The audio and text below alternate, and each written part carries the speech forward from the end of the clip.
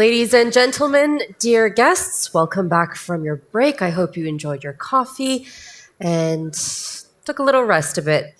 Now, our panelists will discuss a very significant topic, and it's digitalization from a humanitarian perspective. But before we move on to our next panel, we'd first like to bring a video up from Kyrgyzstan called Kyrgyz Tales. It's their good practice in education video. Let's watch it together.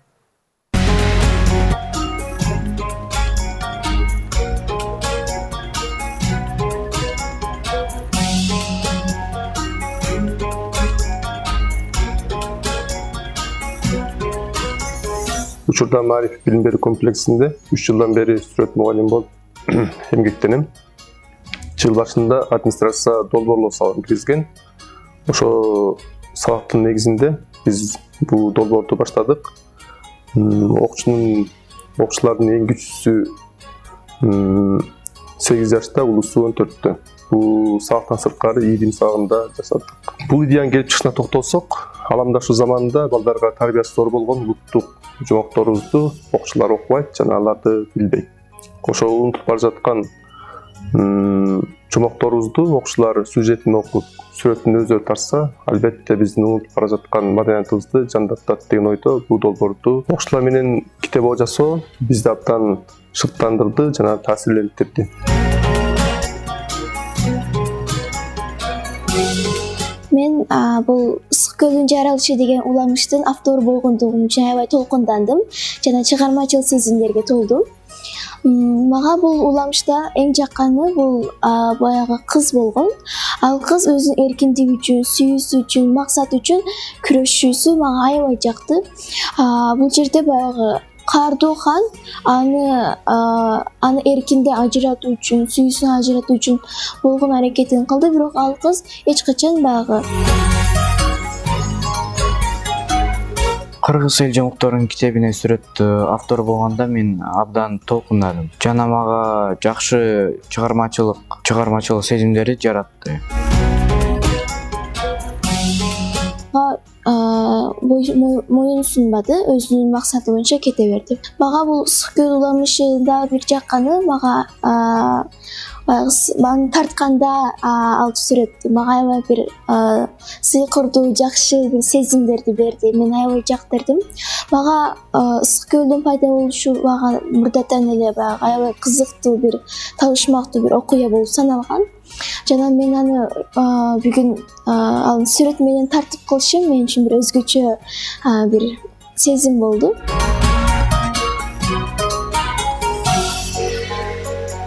Биз бул долбоорду аркылуу көркөмдөр сабанын мүмкүнчүлүктөрүн көргөзө алдык деп ойлойм. Учурда кыргызча жомоктор китептери жетиштүү эмес жана көп бөлүгү, көп басымдуу бөлүгү айсак, чет элдик жомоктор түзөт. Ошол себептен бул долбоорду баштап алдык.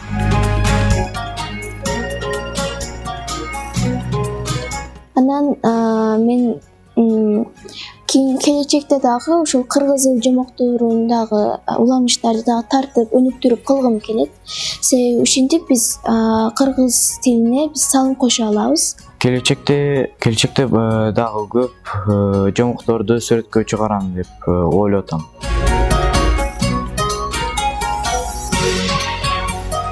Бул иш-чарада мен болсо кыргыз элинин жомокторунун жөнүндө бир аз көбүрөөк билип калдым. Бул иш-чарада үйрөнгөн эң маанилүү нерсем болсо, бул окуучулар менен бир командада иштегенибиз жана окуучулардын жаратмандыгы бизди абдан шыктандырды деп айтса кетсем дагы болот. Андан сырткары мен бул сүрөт тартканда эң чоң үйрөнгөнүм бул сабырдуулук болду. Сабырдуулук менен, тартиптүүлүк менен, ошолордун жардамы менен гана ушинтип жакшы сүрөттөр тартууга мүмкүн боло турганын билдим.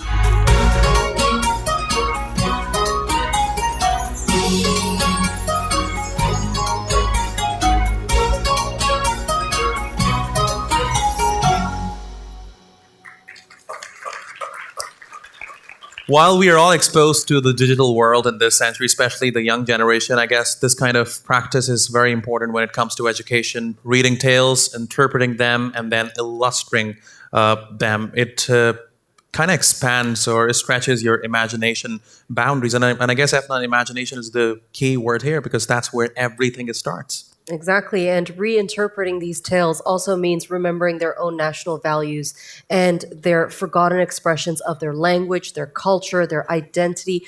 Embracing and embracing these national values are important pillars of education and understanding by the Turkish Maruf Foundation. Indeed. So fascinating video there. Now it's time to begin with our next panel, the second panel of the day. It's called How to Protect the Critical Mind in the Age of Digitalization. Is Staying as a Human. So let me invite the first speaker of the panel. Please welcome Maran-Glenn Biba, Professor of Computer Science at the University of New York, Tirana.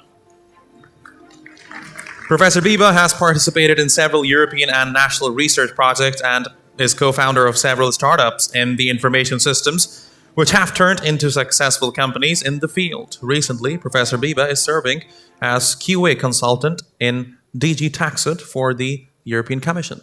Welcome.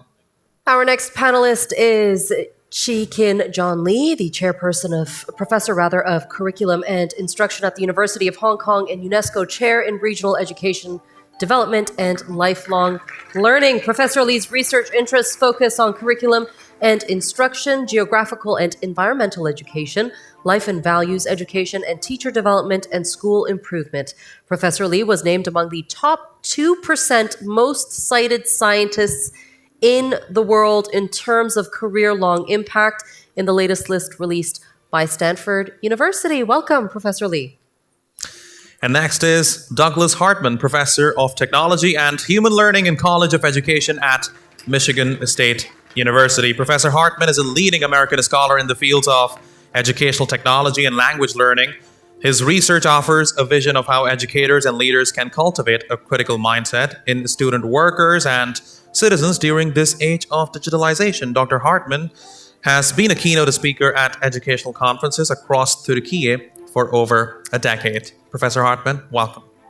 And to moderate this extraordinary session, please welcome Çetin Kaya Koç, Professor of Computer Science at University of California, Santa Barbara. Koç is the founder of the Conference on Cryptographic Hardware and Embedded Systems, which is the second largest cryptography conference in the world. Koç is also the founding editor-in-chief of the Journal of Cryptographic Engineering, published by Springer since 2011. He's also among the top 100 Turkish scientists with the most citations. He received the prestigious International Fellowship for Outstanding Researcher Award from TÜBİTAK in 2020.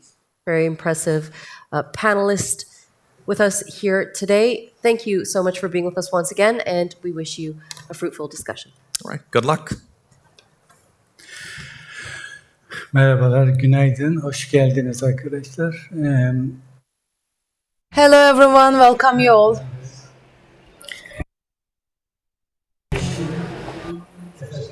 Sayın Hartman, Sayın Lee ve ben ve Sayın Biba, biz bilgisayar bilimleri alanında çalışıyoruz. Bilgisayar bilimleri eğitimin çok önemli bir noktası. Ben bunları okuduğum zaman bu konferansa katıldığım zaman temel olarak bu panelin ne hakkında olduğunu öğrenmeliyim ve eleştirel düşünme yeteneğini nasıl koruyabiliriz? Tam olarak bu konuda konuşmak istiyorum demiştim. Marif makalesine bununla ilgili bir makale yazmıştım ve sonrasında da bu konu üzerinde düşünmeye devam ettim. Bu derin konuşmalar çerçevesinde ben dijitalleşmeyi sadece yapay zeka ile sınırlandırmak istiyorum bu panel özelinde. Çünkü yapay zeka çok derin, çok geniş bir konu. Wikipedia bile bunun içinde. Çünkü çok fazla tartışma, münazara var bununla ilgili. Birçok öğrenci kopyala yapıştır yapıyor. Biz artık bununla ilgili endişelenmiyoruz. Endişelenmemize ihtiyaç olduğunu düşünmüyorum. Ama yapay zekaya baktığımız zaman Nisan ayından beri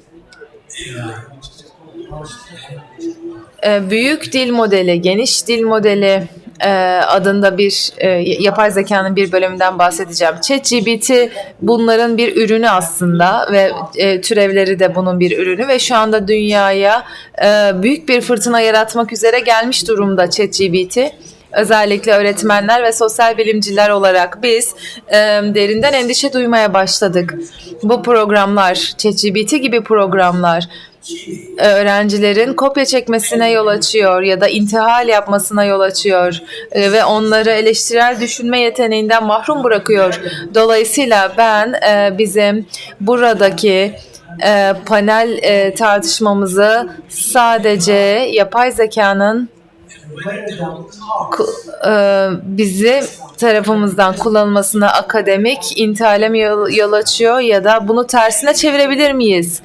İnsanların tasarladığı herhangi bir araç hem iyi için hem kötü için kullanılabilir. Yani bazen şeytani olan için de kullanılabilir. Yani kötü olarak da kullanabilirsiniz, iyi amaçlar uğruna da kullanabilirsiniz. Bence öğretmenlerin elinde çok güzel bir araca da dönüşebilir. Yani bu tür programların olmasından endişe duymak yerine bunları araç olarak kullanıp iyi ki var diyebiliriz. Bence spontane bir şekilde bu münazaranın ilerlemesi oldukça önemli. Lütfen büyük dil modellerinden kritik düşünme yeteneğini nasıl koruyabiliriz? Eleştirel düşünme yeteneğini nasıl koruyabiliriz? Buna bakmamız gerekiyor. Ve aynı zamanda öğrencileri ve öğretmenleri nasıl bunu daha iyi bir amaç uğruna kullanabilirler? Buna bakmamız gerekiyor. Benim gençliğimde bu büyük bir sorundu. Kütüphaneye gitmem gerekiyordu. Ansiklopediler vardı. Kütüphaneye gittiğimde ansiklopedilerin içerisinden bir şeyler okumam gerekiyordu. Sonrasında da ansiklopediler satılmaya başladı. 16 tane, 20 tane ansiklopedi kitabı evlerimizde yerini almaya başladı. Ve ben inanamıyorum, gerçekten çok fazla bilgi var diye düşünüyordum. Sonrasında Wikipedia geldi ve Wikipedia geldiği noktada ansiklopediler unutulmaya başladı ve toz tutmaya başladı bizim kitaplıklarımızda Wikipedia yüzünden. Ve sonrasında Wikipedia geldiği zaman biz çok endişelenmiştik. Çünkü öğrenciler şöyle düşündü. Benim artık kitap okumama gerek yok. Sadece Wikipedia'da bir makale okurum. 2 makale varsa da kopyala yapıştır yaparım. Ve cümlelerin yerini değiştiririm. Tembel görünmem böylelikle. Tembelsiniz. Hatta bunu bile yapmıyorsunuz. Sadece kopyala yapıştır yapıyorsunuz. Ve doğrudan sınıfa getiriyorsunuz. Öğrenciyken ben bir kere bunu yapmıştım. Türkiye'de ders veriyorken birkaç kez bunu yapmıştım. Öğrencileri görmüştüm. Hatta mezun öğrencilerin arasında da bunu görmüştüm. Members are sort of sitting away from me, and the computer science is just sitting next to me. I don't have to go like in order, but I think one education, one CS, one education, one CS. Let's start with this. Your view of current status of the large language models or generally AI in education, what is your current sort of detection of the facts? Let's start with Professor Lee.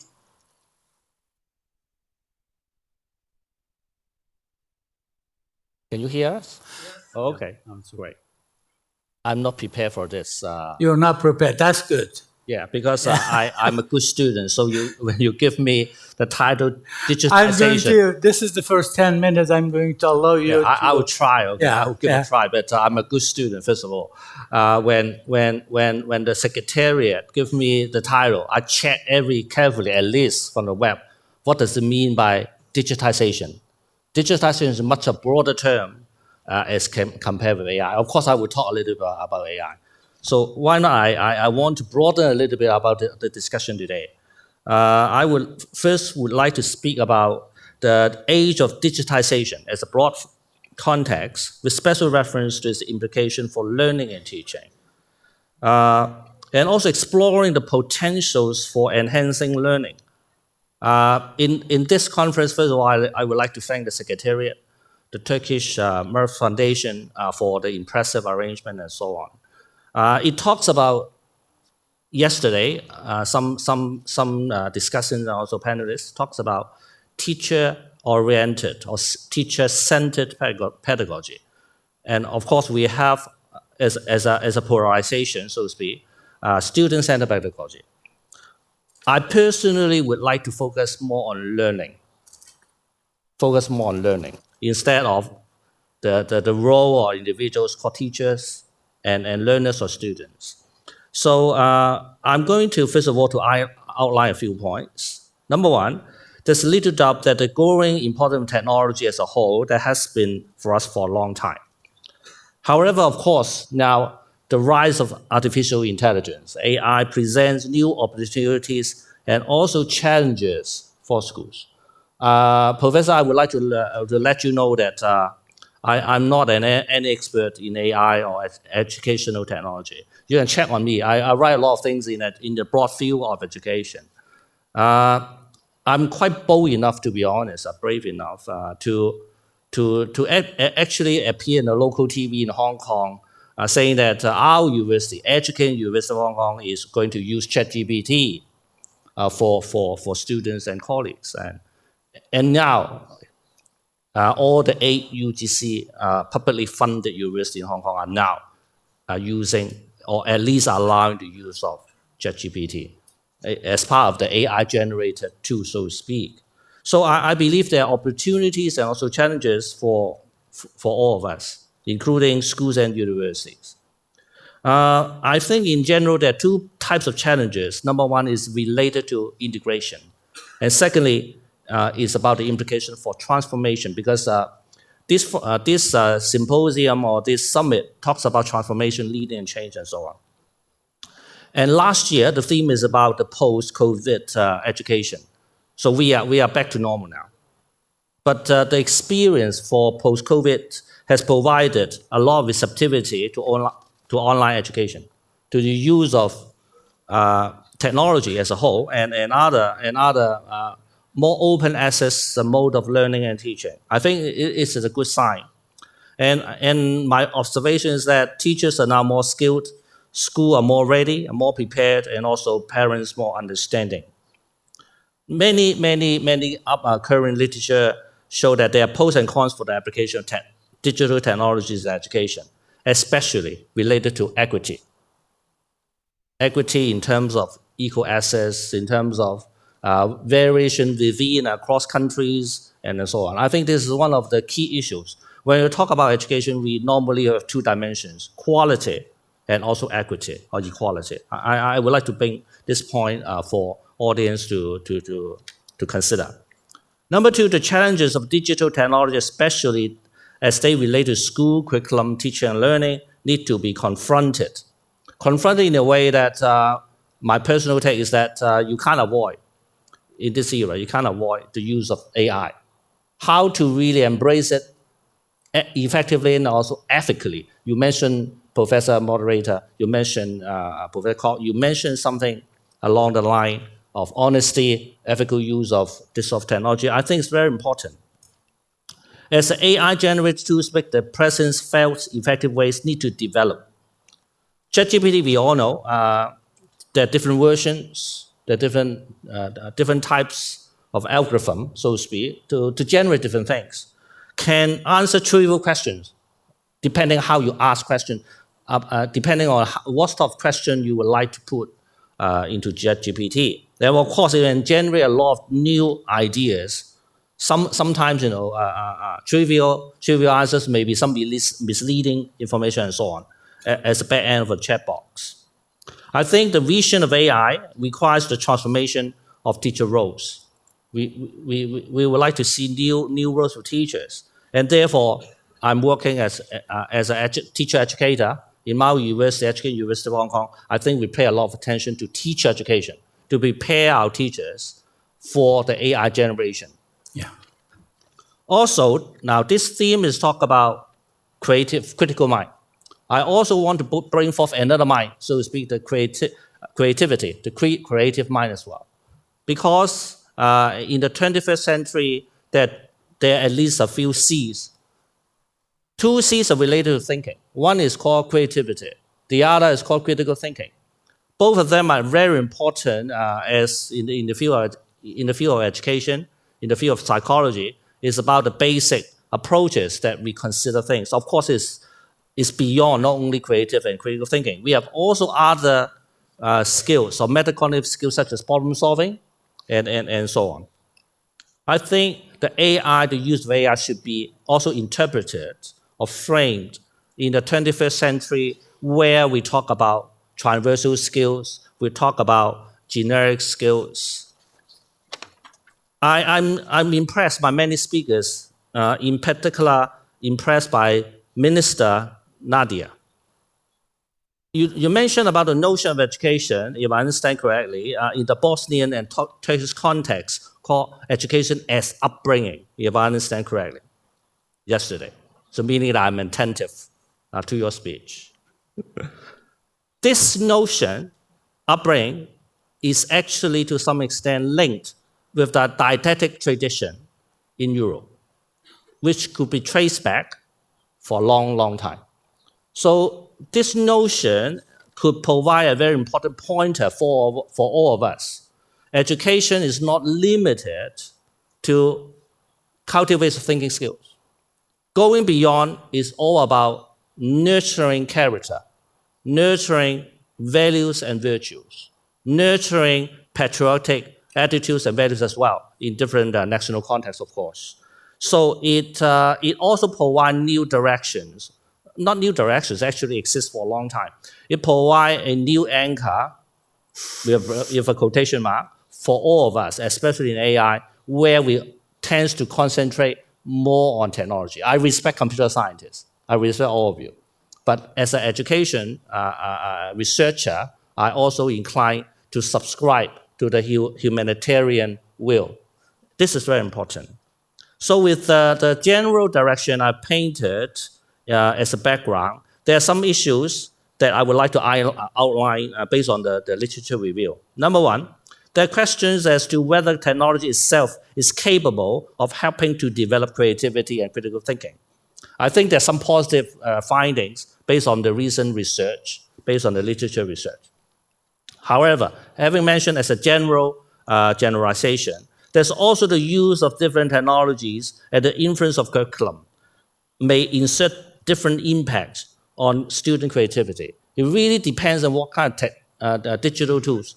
How you use AI will, in different contexts, will matter a lot for the outcomes. Also, critical human minds can also make a bit better well as the influence of digital technology and AI could make advances in school and beyond.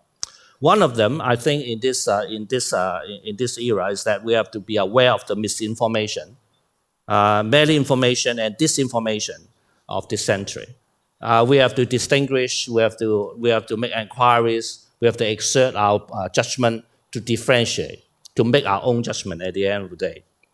In focusing on problem solving and critical thinking, we need to understand better how these skills can work in different cultural contexts. I think cultural contexts also are important, especially we have different systems, we have different values, we have different principle of work and principle of education in different systems, ranging from the education system down to the individual school systems. So this also provides an important reference point for all of us to consider how AI could be applied and could be implemented in education context. According to the literature, there are some promising results and demonstrate potential of critical thinking development for primary school. We have seen a lot of positive results now. But it seems that we need to do more research, probably in the secondary school, maybe in the university context. More and more is coming, I believe, and also in different cultural groups. Professor, can I put a little bit hold on your thoughts? I'll give you more time. I would like to ask Professor Biba to continue my question. And I think what you have done as far as I could see, is that yes, risks and opportunities do exist, that you said. You said the teachers need to be re-educated for this, which is very important, and I'm sure we will come back to the subject. And third, the cultural context you emphasize, which is very important because ChatGPT type of programs essentially are Western constructs as well as based on English. And so in other languages, it will have different implications. Professor Bobby, let's hear you on that. Yes, Professor, thank you very much. I would like to discuss in this first session how to demystify AI. And I will do this through 2 points. First of all, what is currently happening in the technological landscape, what is currently evolving in the AI landscape, and second point, what do we need to do as educators in order to deal with the complexities that are being brought by the use of AI. Well, AI is a game changer. This is evident. We are every day witnessing a rapid development of a lot of tools based on AI and especially on generative AI. All these tools are rapidly changing the way we work, the way we organize our activities, the way we interact with others, the way systems interact with each other, the way systems interact with the users, and this is changing the whole landscape.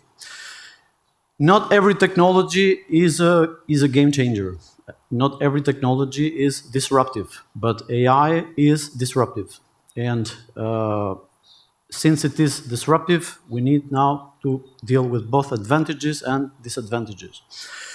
The advantages of AI and generative AI are that we can focus on creativity, on tasks which are typical of the human being rather than on the manual tasks. So the intelligent agent, intelligent systems will automate a lot of manual tasks, giving to humans more time.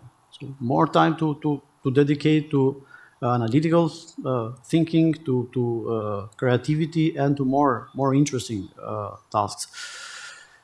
The computational power has grown exponentially in the last 50 years, and also the capabilities of AI in the recent years have made it possible for very hard tasks to be performed in very small time. So tasks that previously would be impossible or would take a lot of time for humans to do, like analyzing a huge amount of documents, analyzing huge amounts of data, big data.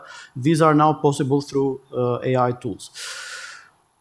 There are a lot of advantages on the automation of the manual tasks. But on the other side, as every disruptive technology, AI has brought also some risks and a lot of complex problems that we need to deal with. At the foundation of all these models, the large language models and the generative AI, is a large amount of information which is found on the internet. What you put inside the model is also what you will get. So the data that we put are responsible for the results that these models will generate. What does this mean? This means that now we have a new problem. The problem is how to deal with the accuracy and with the correctness, and how to trust and how to judge whether these models are telling the truth. How to decide whether a certain response is true or is false. So there are now new implications coming with AI, which we as computer scientists have to deal with, but all the community, all the other fields have to deal with such issues: education, decision making, politics, and so on. The disadvantages are that AI can spread a lot of false information, misinformation, can spread discrimination, can spread information which can lead to the threat of safety and security. And this would require an intervention under different dimensions. And we as educators, we have to do our part. Politics has to do the regulation, so regulators have to do their job while we have to do our own part. So the second point that I would like to discuss now is what do we have to do as educators to demystify AI? We need to demystify AI because we as computer scientists, for us it is easy because we understand what are the limitations of this model. What these models can do. So what is their maximum capability in terms of predicting responses or generating content. But this is not obvious to everyone. It's not obvious to educators, to teachers, to students, to everyone who is not a practitioner in AI or is not a practitioner in computer science. So I will start with an action. The first action comes from engineering and from computer science area. We need to demystify AI for everyone. AI is not a beast. It's a possibility. It's an attractive approach to reduce the human effort in doing some work, and therefore we need to demystify. How can we do this? We need to intervene, first of all, in the curriculum. In the curriculum, we need to design now new courses in order to teach AI, not to AI students or not to engineering students, but teach AI to everyone. How does the LLM model work? How the results are generated? How the mathematical calculations, the statistical calculations lead to a certain result? When the LLM or the generative AI model goes into hallucination. So we need to explain to everyone what is hallucination, why false responses are possible. So all these aspects, these negative aspects which have come together with these models have to be demystified to everyone.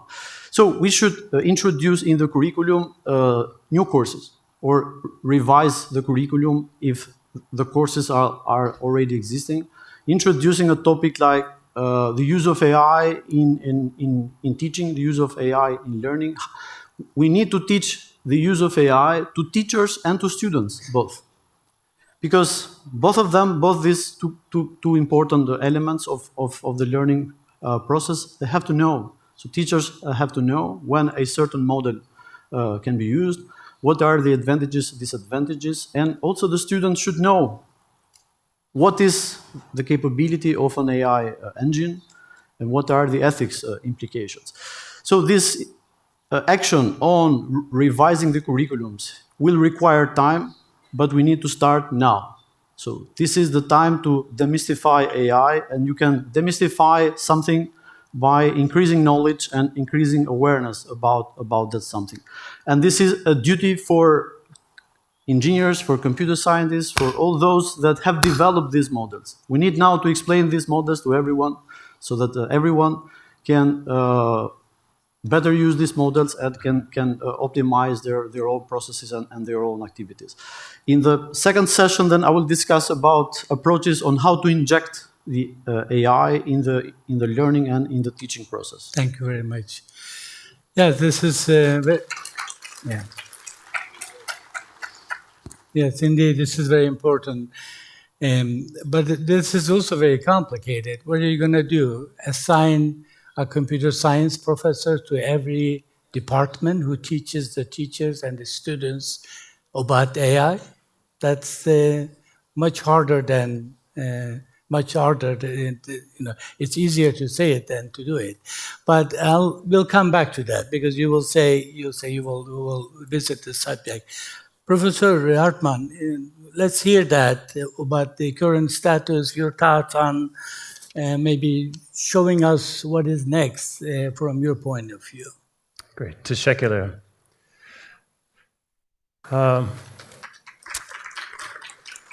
Like my colleague John to my right, I began as a school teacher.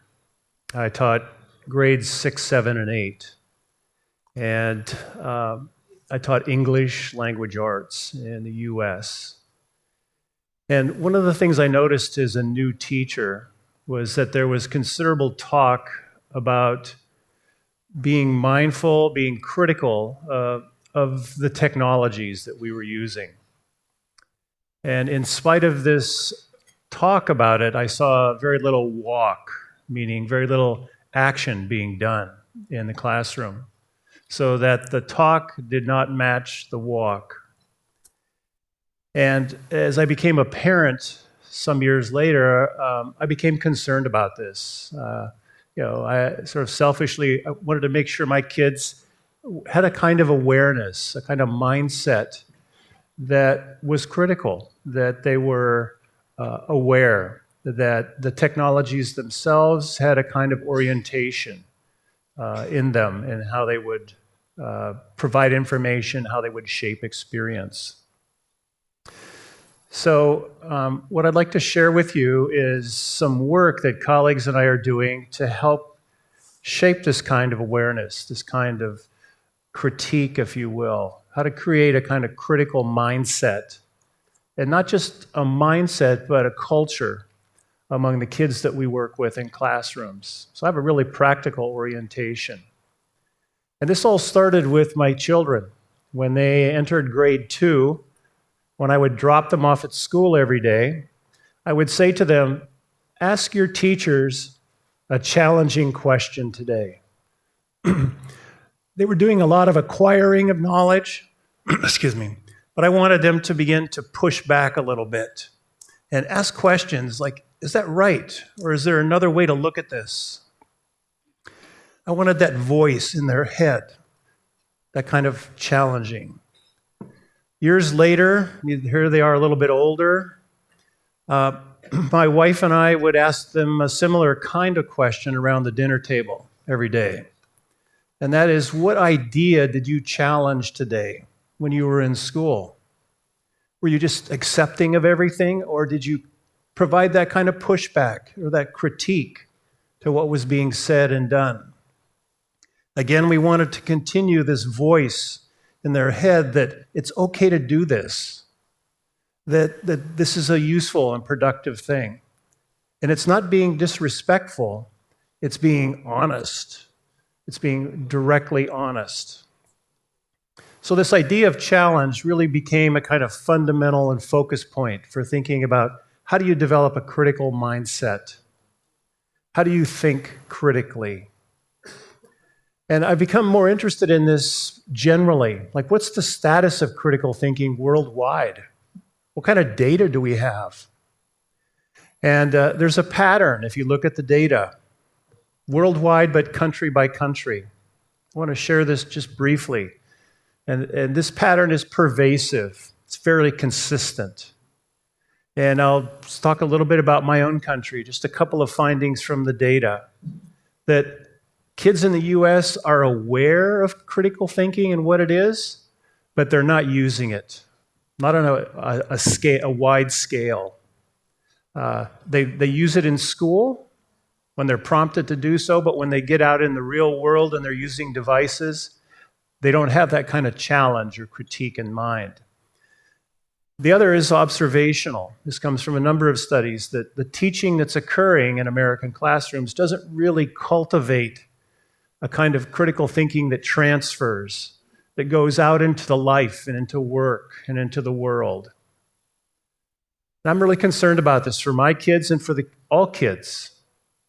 I've also looked at the data that's available for Turkey. When it comes to the curriculum, some real interesting studies that critical thinking is mentioned as a goal, but there are few objectives when it comes to looking at the lessons. When you look at instruction, broadly based in Turkey, the teaching rarely uses ICTs in a way that promotes and develops and cultivates critical thought.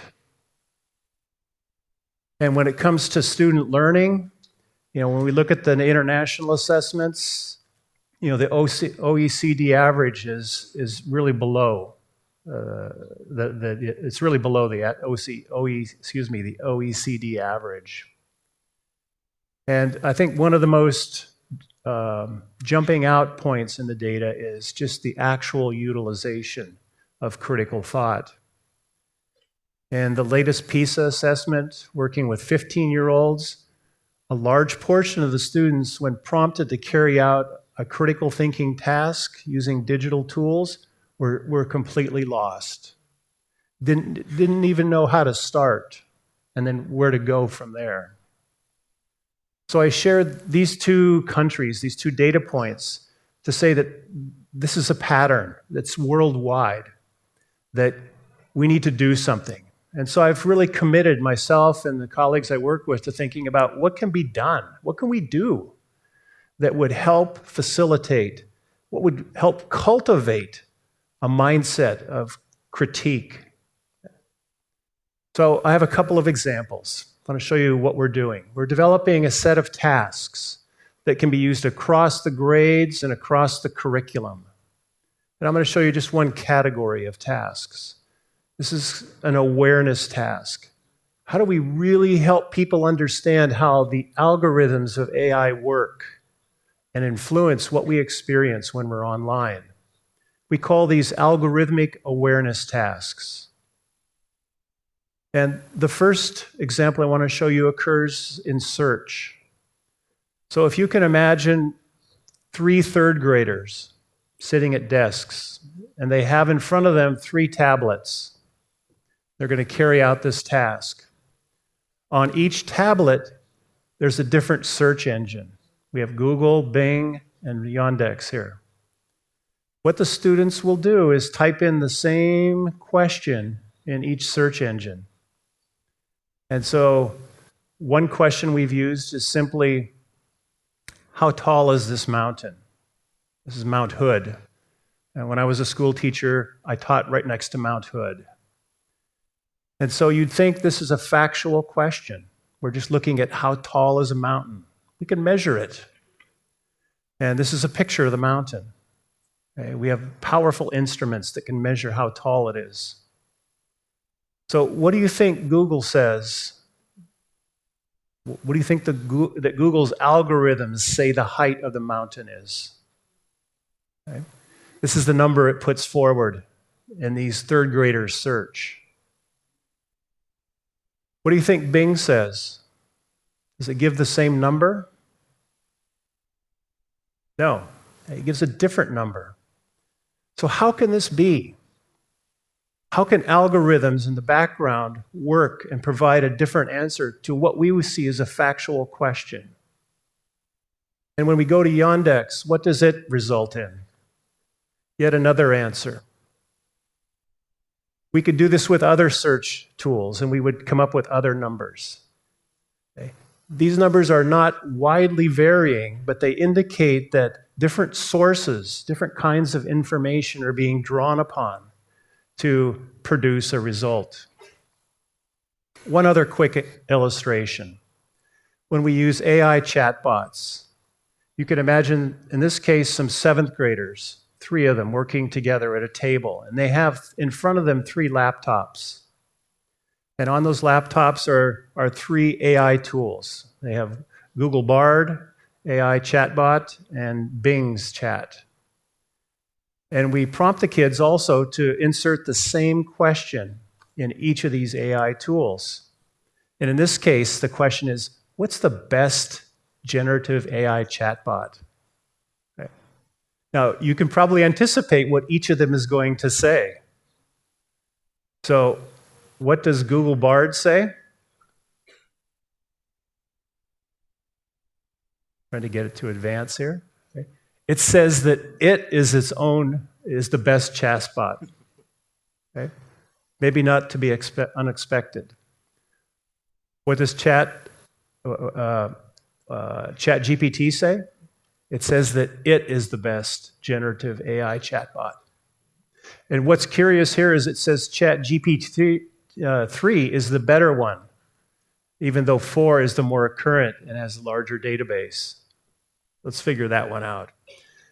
And of course, our third Bing chat, says that it is the best generative AI chatbot. So again, this helps develop a kind of algorithmic awareness that when I sit down at a computer and start using these tools, my mindset has to be skeptical. I have to be aware and alert that there's a kind of machine bias, a machine orientation that's going to take me certain directions and affect my learning experience. So my time is up. Thank you. And I just want to conclude with this thought. We challenge kids with a kind of image, and we ask them, are you somebody's puppet? Are these tools manipulating and guiding you in ways that you're not aware of? And we want them to leave with this in mind so that going forward, they're aware. They have this kind of algorithmic awareness in mind. Thank you, Professor.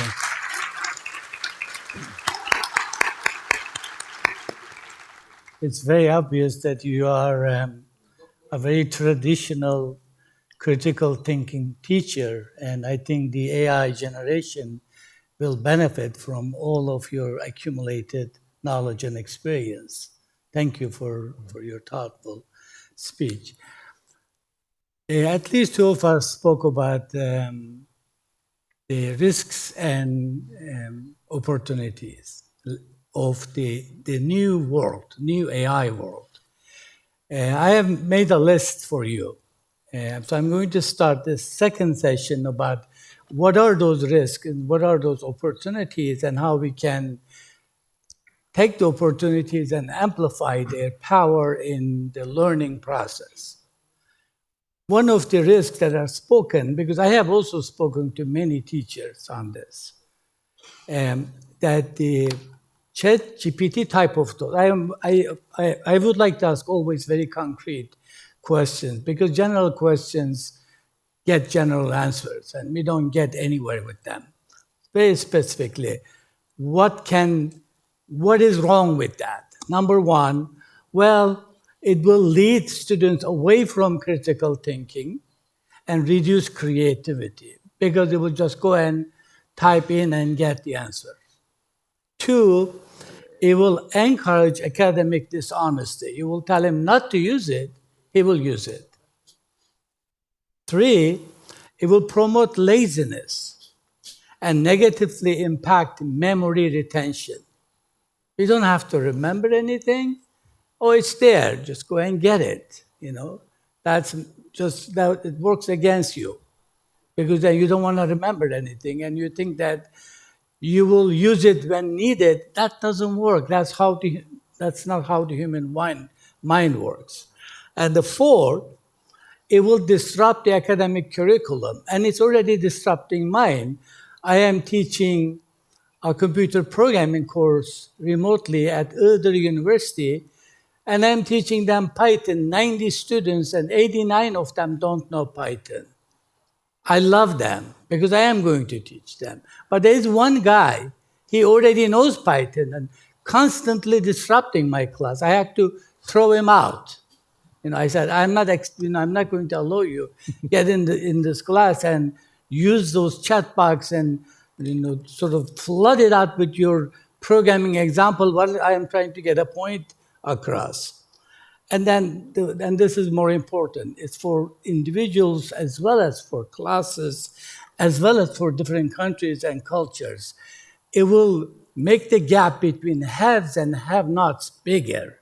People who have access to it will suddenly sound more creative, more knowledgeable, and they will get ahead. Whoever gets ahead, finishes ahead. That's how the world works. Those are the risks, and I would like you to also emphasize more when your time comes. But it doesn't have to be that way. You know what? Like every tool, it can be used to create opportunities. What can be done? Now I'm speaking not to the students, but to the teachers. What about using that for drafting or brainstorming lesson plans? Yeah, it can do that for you. and help that, use it to generate questions and exercises. ChatGPT doesn't have to get answers. It can also give you questions. Use it to ask very difficult questions, and then it will give you the questions. You turn and ask the students those questions. Experiment with the different kinds of custom tutoring tools. Customize the experiences. For example, some students' levels of math could be very low and some students could be very high. You can ask them different questions because you're trying to increase all of them from their level and up. And provide, this is really very important because American schools have a lot of students who are coming from other countries who don't know sufficient English, and they start graduate school or even the undergraduate. Their English is not sufficient. Well, it can help you to improve it. You can now make better sentences with it. You can write it and ask it to correct it for you. You know what? It can do amazing things, because I have seen it that it can do this for you. That these things that are not sort of expected. It can do fact-checking for you. Well, now Professor Hartman says, well, the Mount Hood example says, don't trust the fact-checking. Yeah, I know, but, facts are not always facts. Like, also, I am a mountaineer. I know the mountains are different in the summer as in the winter. They have different heights. So those numbers to me, they were all the same number. Because if I'm going to climb them, 4 meters up or down is not going to make that much difference for me. But here is what it can do for you. It can do, this is the part that I love, figure of speech detector. It will actually detect figure of speech or irony in the text you're writing. This is amazing. I don't even know adults capable of doing that. They don't even understand irony, and they think what you said was correct, and they start hitting you in Twitter like there is no tomorrow. That because they miss the irony. My God, what am I going to do with these people? I'm going to have to take them back to school? No, I can't do that. This is another one, logical fallacy detection. It can help you to detect it. You can actually ask the student, create fallacies and use ChatGPT to catch them, because that will make them sharper thinkers. It can actually do that really well. So there are risks and there are opportunities. This is my take on that. Professor, maybe you be the next. Yes, thank you very much, Professor, for this profound elaboration. I will discuss now as an educator rather than as a computer scientist. So I'll change now my hat. I believe we should now restructure the learning and the teaching process in order to focus on the process rather than on the final product. Because if we focus on the final product, it will be very easy for students to get the result with the tools around, and it will be very hard for us to judge whether the student has learned or not. So as educators, we should now shift towards focusing more on how the process of teaching and learning happens, rather than on the final result. So a test where the educator, the teacher, asks for the final result of a calculation, it's not a valid test anymore, because the students will get that result. I mean, they will try to find it, they will find it. So we should now think on how to inject the use of AI in the learning and in the teaching process. And in doing this, of course, it will require time. So this is an effort that as educators we'll need to invest a lot of time now to shift our let us say critical attention onto the process rather than on the final product. In this context, I would, however, underline the importance of having a partnership between the human teacher and the AI agent. So we should not see the AI agent as an enemy, but we should see it as a partner in the teaching and in the learning process. I'm giving you an example.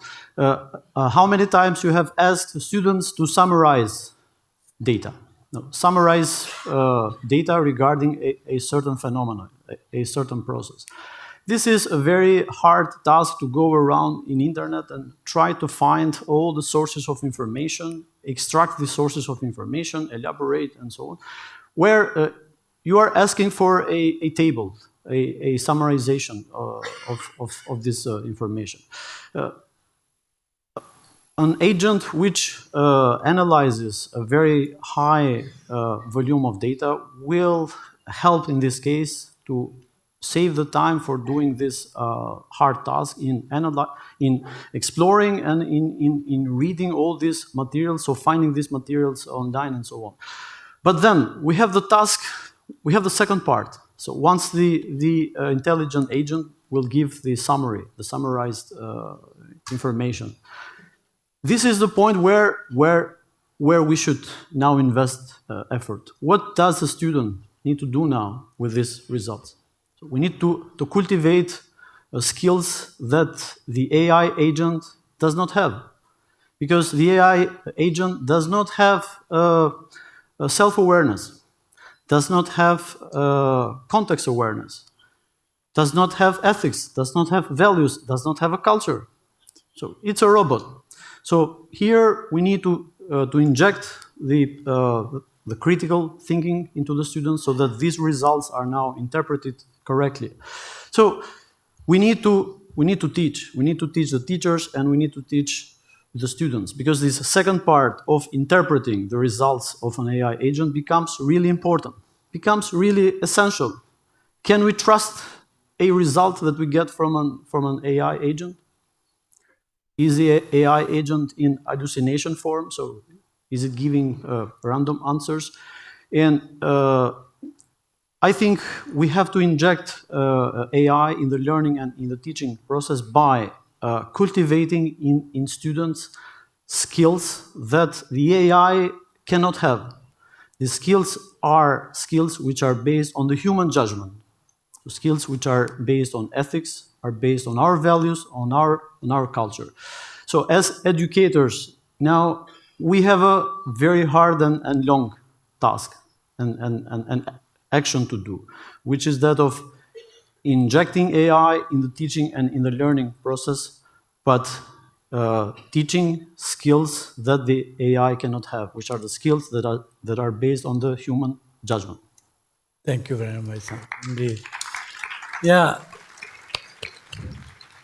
I love that thinking that you see it as a partner. Like, every one of us would love a partner in the kitchen, somebody who cuts the carrots while we do something else. Indeed, that's what really see it that way. We must see an AI agent as someone, of course, we have to learn how to do that. And now that will be the last part, sort of the limitations issue that I will come to. Professor Lee, let's hear about this, your thoughts on that. Thank you. In our university, we have a team of colleagues now exploring some pedagogical model in using ChatGPT. Yeah. Now, as you know, that university students always have to write essays. Without the ChatGPT, in the past we go to the library. Now we have the Google, we have different kinds of search engines we can help. So our team is considering and piloting, experimenting. First of all, the student will use the ChatGPT generate a draft based on the questions. Questions are important. At the end of the day, what sort of questions do the student ask in relation to the essay, whatever topic of inquiry is very important. So after the initial draft comes out, we will request the students really to criticize, to find out what is factually correct, maybe any deviation in information, and maybe different literature may refer to different arguments. So So the student will examine the draft based on the ChatGPT, and also, first of all, to engage in checking, factual checking, engage also in the providing some initial judgment about the accuracy, about the perspective of the information. As you know, the university students are not staying on the level of accuracy of facts. Ultimately, we would like to cultivate critical minds in a way that every individual student may have a take, may have a perspective at the end of the day, based on reasonable, based on rational judgment, based on justification or certain analysis of findings, especially in education, especially in social science, especially probably in the discipline of humanities as well. So after the initial inputs by the student, then we may engage in a peer review process, which is very common in academia. Yeah. Peer review meaning students can become peers. Sometimes even we have collaborative group problem-solving endeavors can facilitate interaction between course lecturers and students. So we engage in an offering cycle, so to speak, in using peer review, self-critique, first draft, second draft, that sort of offering cycle to help the student not only to check the accuracy, but also to start to build up his or her own perspective on a topic. So we are also concerned not only about, I agree with Professor Biba, that processes are important. We are also concerned about the quality of the product, the essay. The essay, at the end of the day, will provide a trail.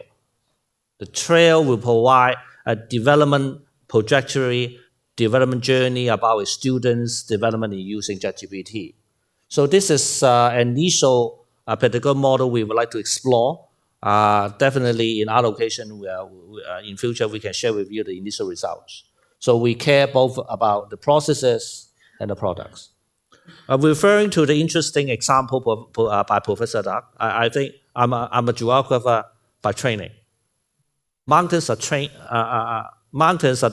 different in altitude, depending on the triangulation, depending on maybe there are plate tectonics, depending on where the mountains are located. So mountains could be changing in altitude. So depending on how you make inquiries into that simple figures about the altitude mountain. So it provides every opportunity, I think, in exploring positively and also providing an open-ended inquiry based on the topic. But at the end of the day, I think ethics are important. Especially now, I'm sure that computer scientists are trying to man up the loopholes and also potential risks in using ChatGPT. But for students, for teachers, I think how to build up an ethical use of AI generated tools are very important. So the other issue, I think, is the readiness. It's also the mindset of teachers in particular in accepting the use of AI. The literature and also my personal observation show that how the teacher embrace or not, receive or not, the different kinds of ChatGPT will be very critical. So for teacher educators, I think the first step is that we have to consider how to nurture our teachers to become more open-minded, to be more receptive to the use of AI as a partner in learning. Thank you. Yes, thank you very much. Professor Ratman, for the second part, you're the last speaker, and then we go into the last part in which I will ask for a summary of totality of your reviews on things. Go ahead. Thank you. So I'd like to tell you just briefly, building on my colleagues' comments, about a project that's happening right now in Turkey. It's happening in Ankara, and it's working with doctoral students at Gazi University. And it's using AI in effective and ethical ways to do one of the most challenging parts of research. and that is writing the literature review. Some interesting work has shown that while collecting the data and analyzing it all have their challenges, putting together an argument, a compelling argument in a literature review is probably the most challenging part of carrying out research work. And so as my colleagues have talked about writing, the various ways in which AI tools could be used, we're doing a pilot project supported by Tubitalk to take a look at what are the tools and how can those tools be used. And with my good colleague, Professor Dr. Hayati Akyol, who's here in the audience, we're working with a team of colleagues to think about this. How do you identify quality, significant research questions using AI tools? Not factual questions like I posed earlier, but deep, profound questions about education and other disciplines and fields. How do you then locate literature that's relevant given all the studies that are published every month across the world? How do you find studies that actually exist? Because there's some evidence that hallucinating, creating fake studies is a common thing that occurs with the current AI tools we have. And then thirdly, how do we analyze those studies in a way that is more than just listing a bunch of studies in a literature review, but forms an argument, and an argument that's compelling and leads to the point where we say, the study I'm going to do is really important for these reasons. So there's more to that story than what I have time to share here. I'd be glad to talk later about that. But right here today, there's work being done at the graduate level, thinking about how these tools can really be instrumental in ways that will be ethical, but as well effective. Thank you, sir. Very nice. This is, I think Gazi University is very lucky to have you in there in this project. Thank you for coming here. So in this now, this is the last section, and I think maybe each one of us will take 5 minutes at most. Just do a summary of your totality of your ideas and your take on AI in education. Yeah. Professor. Thank you. Thank you, Professor.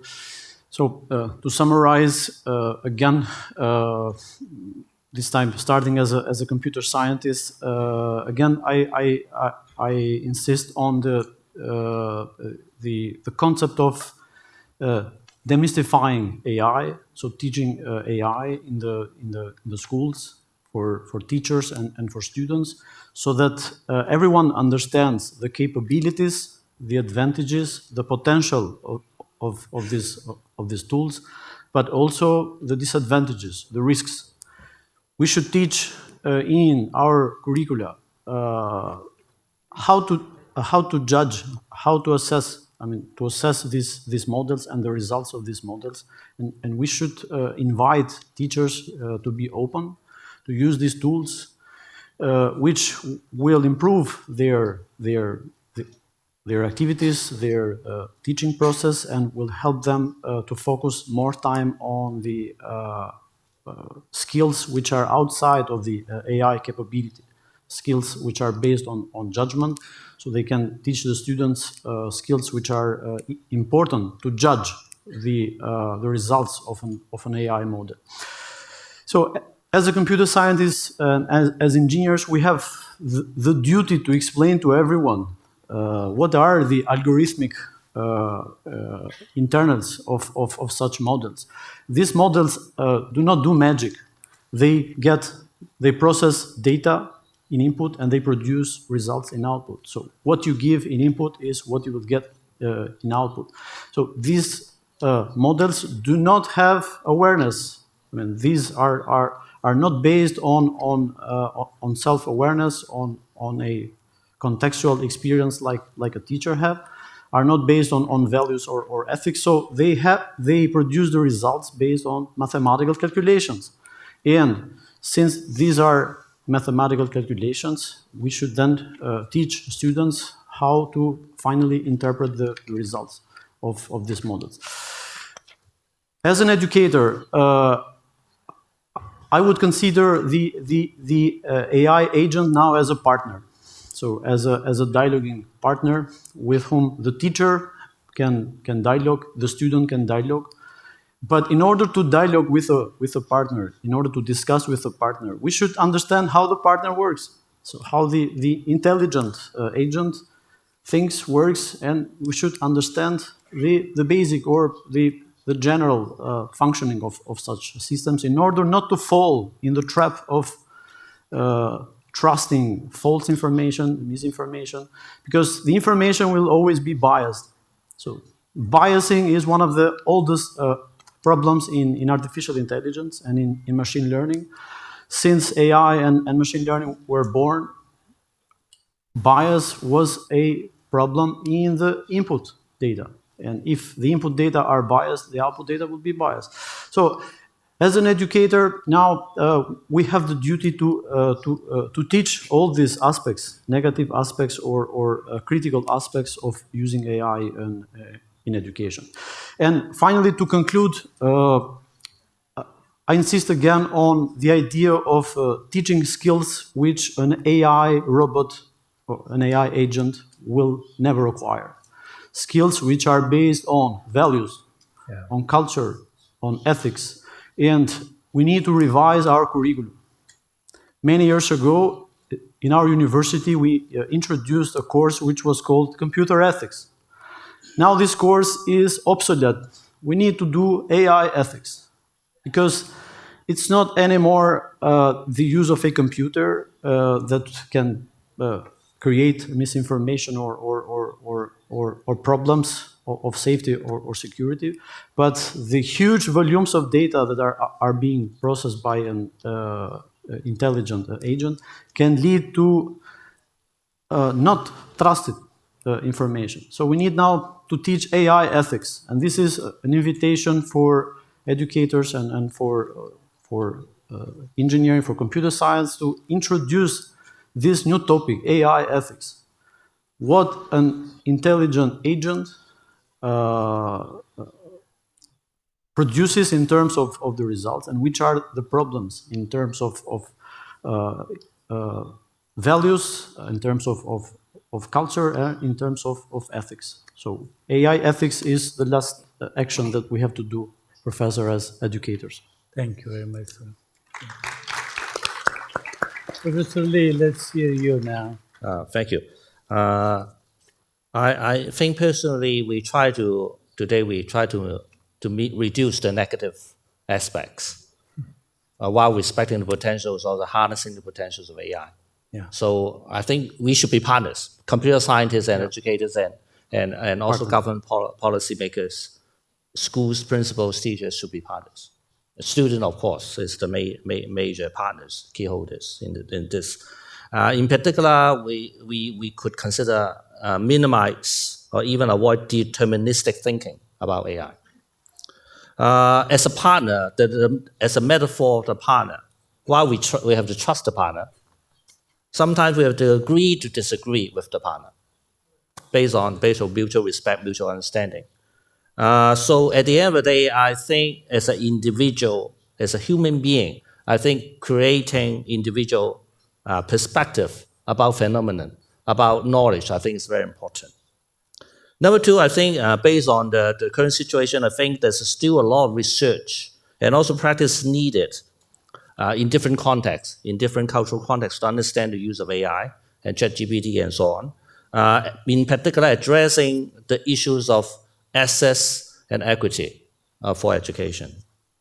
The other point is that when we talk about pedagogical model, teaching and learning, there are some key words coming to my mind personally.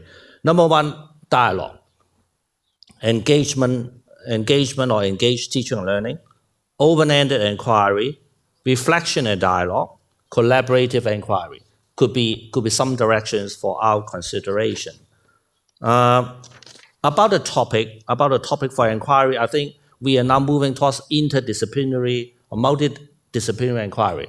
I think it also provides a lot of good potential for educators and teachers to engage students all together to use AI, ChatGPT, and so on, to explore topics that require multidisciplinary inquiries. This could be one way for our consideration.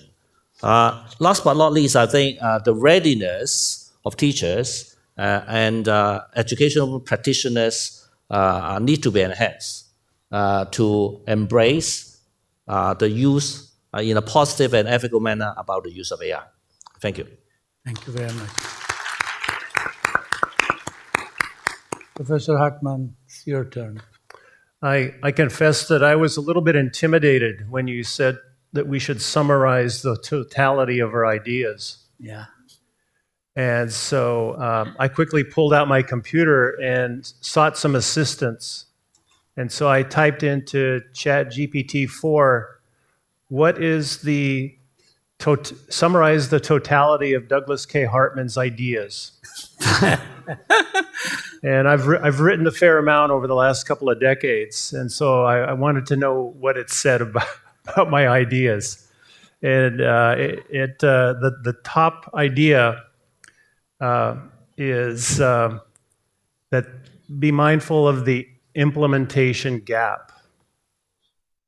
That there's a gap between what we think we want to do or we're doing and what actually happens.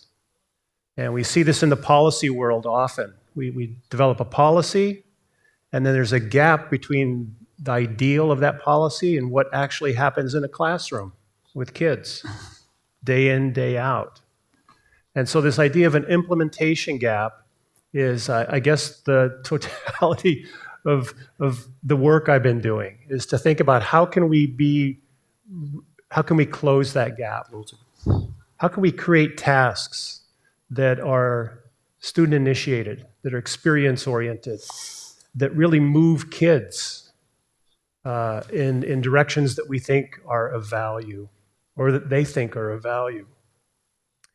We have an expression in English that's used sometimes to describe this. We say the devil is in the details.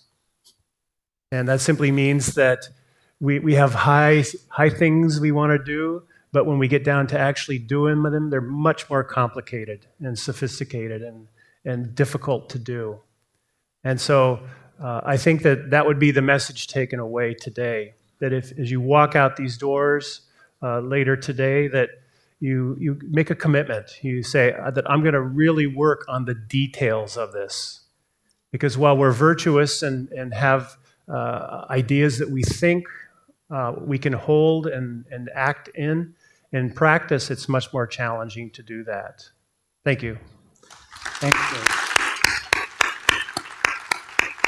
Okay, I am going to accept myself from totality of the ideas because I'm the moderator. I can do whatever I want, right? But I want to teach you something, and among you that could even be computer scientists, I want to teach you too.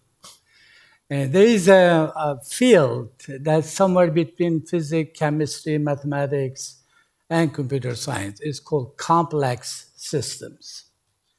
And this is a field that was born like during the 80s from the mind of very smart people who work at Sandia National Labs, Los Alamos Labs. In fact, there is a town in New Mexico called Santa Fe, which is a very, very artsy town.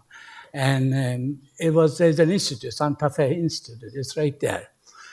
And what do they study? They look at systems that have multiple inputs, multiple outputs, such that the outputs are dependent on inputs with very complex, large dimensional partial differential equations.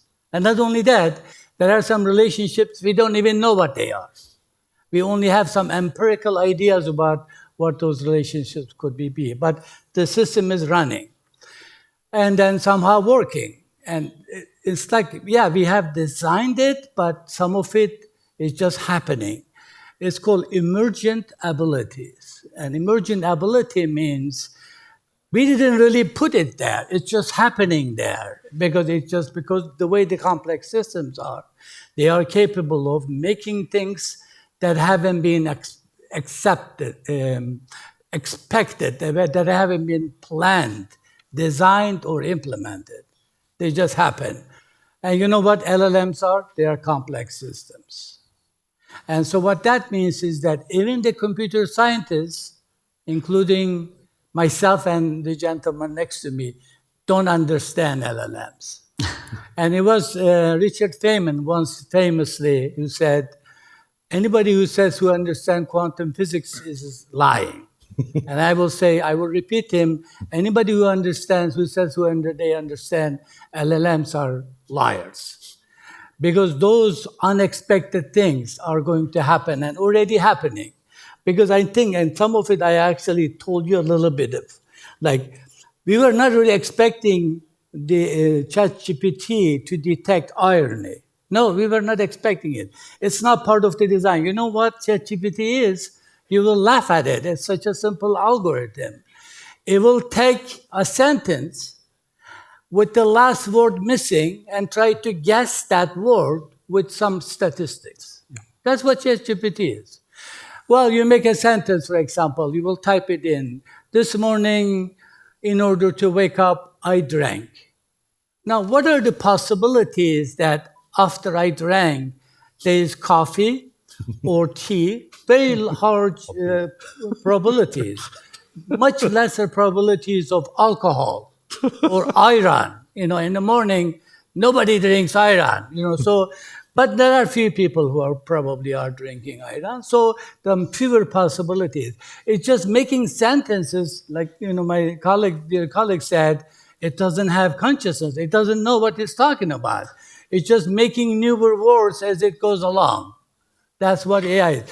Now you will say, well, how can we trust this thing? This is an idiot. It's just making up words, making up sentences based on probabilities. But you know what? Those sentences are coming new. Data is we produced it. AI was that ChatGPT version that we're using now is March 14. Since then, a storm has started in the world of education, philosophy departments and English departments and colleges of social sciences are deeply worried. I'll tell you, 2023 will be remembered the day this was born. This is a revolution, really. It really has happened. Like a lot of time people say, oh, we're living in the revolution of magnesium or something stupid.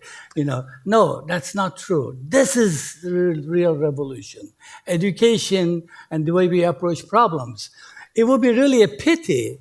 You have such a powerful tool and you use it in order to become lazy. Like you come home and you just give the homework to the ChatGPT and it does it while you're playing computer games or doing something else. No, you have to come home and make it work even harder, more difficult problems, much deeper problems, so that you can do better science. If you're a scientist, if you're a student, if you're a teacher, you can be a much better teacher if you make ChatGPT to work for you to generate your next set of quiz questions. So, I hope that we gave you an idea as a group of what is happening and what might possibly be happening. I will also say an English expression. In terms of what ChatGPT or LLMs can do, we ain't seen nothing yet. There's so much that will happen. It will knock our shoes off. Our hats off. It's just like incredible. There's a list of unexpected emerging abilities, 180 already the list. 180 things we didn't think that it would happen is happening, which ChatGPT is capable of doing. Why? Because people are using it differently. They are changing the algorithm. They are bending the rules and trying to see what it can do. Strange stories. ChatGPT is writing stories that are very strange. It's not Stephen King anymore. It's ChatGPT. You may be already buying a novel this year written by ChatGPT and you will really like it. Thank you very much.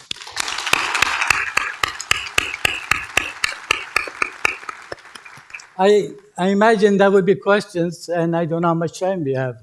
What do you think? We're out of time. Okay, we're out of time, so questions are ChatGPT. Yeah. Thank you. It will be a good homework for the audience to ask the questions on ChatGPT, and it was a truly fascinating discussion. Indeed. To hear the speakers and the moderator talk about technologies such as ChatGPT, AI, to not only broaden our understanding of these important technologies, but also highlighted what kind of challenges and potential they have in the future. So again, moderators and speakers, thank you very much for sharing your insights on this important panel. Right. And yes, they do deserve a round of applause. Please. We would like to invite the member of the Board of Trustees at the Turkish Maarif Foundation to gift our esteemed panelists. Selim Cerrah, please make your way to the stage.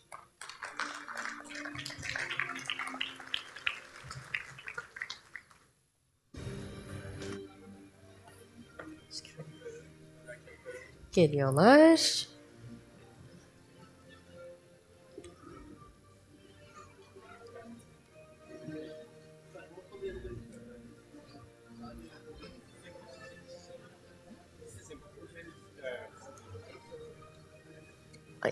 Ayarlayabilir misin? Kimin plaketini verdiniz? Ayarlayın. Tamam.